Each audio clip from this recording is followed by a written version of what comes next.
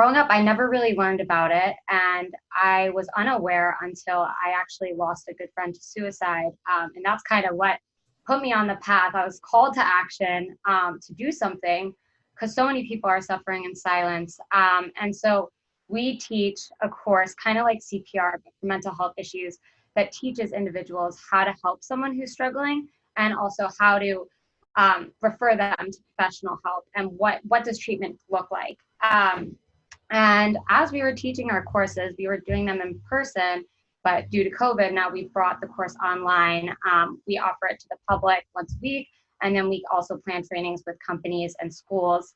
And we just kept talking about how we wish we had more tangible resources to give to people. Like we can give them a link, we can give them, psychologists to refer to, but to actually have something physical to start the conversation about mental health. So we created a mental health first aid kit that has 9 coping tools for mental health issues.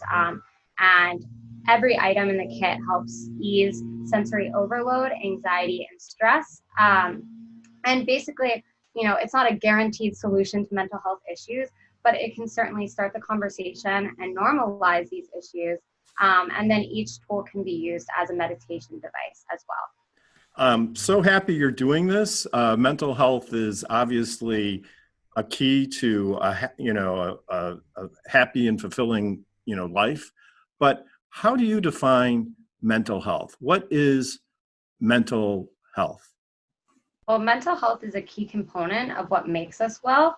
Just like our body refers to our body, obviously, our mental health refers to our feelings, emotions, and behaviors. So are you looking, is it happiness or is it satisfaction or is it emotional resiliency? How would you describe a mentally healthy person? Well, our mental health ranges from being healthy to being in a state of crisis. And in between that mental health, we see stress and struggling. Stress is normal. So someone who's mentally healthy can live a fulfilling life, can contribute to their community, and has normal moods, normal functioning in general. It's not necessarily happiness because that's something hard to measure. And every day is different for every person, and it takes a proactive effort through self-care, as well as working with a therapist. You don't have to have something wrong for you to seek help and to work through just like being a human being. Like we all have to figure out who we are, and we have essentially a lifetime to do that. Mental health, positive mental health is about, functioning in society. Well, I agree with you that there are times for everybody when they really need somebody impartial to talk to. Like you can't really tell your mom, I'm feeling sad. My mom would have said, oh, don't be sad, cheer up. Maybe it's something she's doing that I can't talk to anybody else about. So I do think that there is a real serious place for this. And Dr. Mian, did you have a comment on this? Well, I mean, I think, Kelly, what you guys are doing is great. But the question I did have is, do you guys have like health coaches or whatnot to sometimes help guide? Yeah, of course. So we have some psychologists that we refer to directly that work with us. And then all of our instructors who teach courses are trained by the National Council for Behavioral Health. So it is a standardized curriculum that we teach. And yeah, it definitely is challenging. The people that we train become brain allies, what we like to call them. So they're community members that have more information than the general public. But it definitely is tricky finding the right people to refer out. And then once we do refer people out, will those individuals actually seek the treatment that they need and follow through? You can lead a horse to water. Will they drink? But, it takes a constant effort. And the first step is just normalizing it. Like it's normal to get help. The Global Health Network's mission, right, is to normalize, taking steps to make sure that you're the optimum person you can be. And so aside from providing these tools, do you do any external messaging to any PR around these principles? Yeah, so a lot of the work that we do is on Instagram. We do shared lives with psychologists, authors of mental health related books. And then on a constant basis, we're posting information about mental health. So, we have to lead with information. The more people know, the better suited they are to help. And also that's how we destigmatize the topic. Stigma is a pervasive barrier that prevents individuals from engaging in mental health care. So when we correct these misconceptions that are negative, then we can encourage people to get help. So how are you going to measure the success of your project? And have you had any cases that you would consider your project has been successful in making a difference? Yeah, it's the little things for sure. We have people message us all the time that ask for help or personal stories. And I've even seen people that I know that are reaching out to the account, not necessarily knowing that, I'm hands-on with it.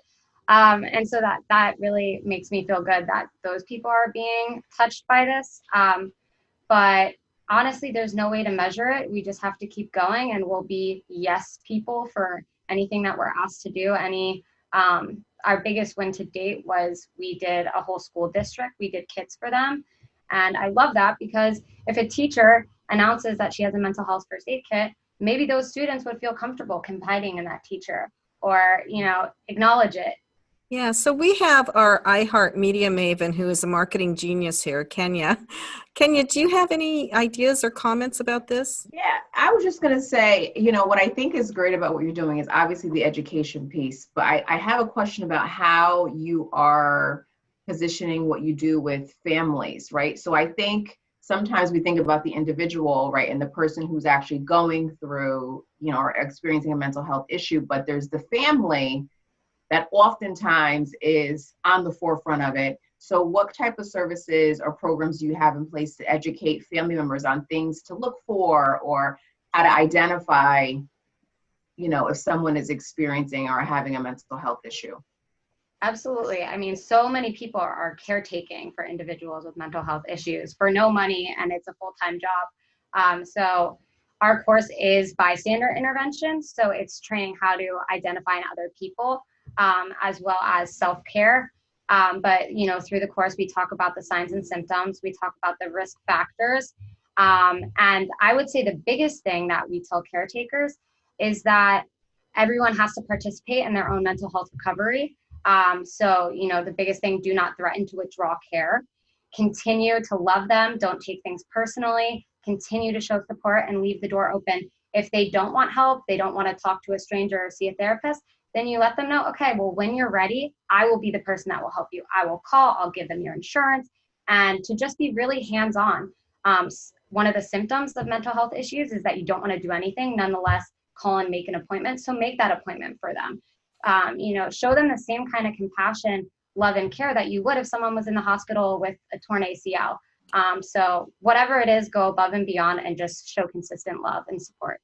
No, that's really great advice. Do you make a difference between people who maybe have a type of dementia or Alzheimer's versus younger people who are, experiencing,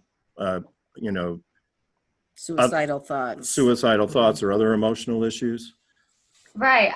So our course doesn't necessarily cover dementia. However, we do reference it a bit because dementia is as chemical in the brain as it is with a mental health issue. So we do kind of use that example to show people that it's not something you can snap out of. It's as natural of a human, function as dementia would be. Like, you can't just tell someone with Alzheimer's to remember.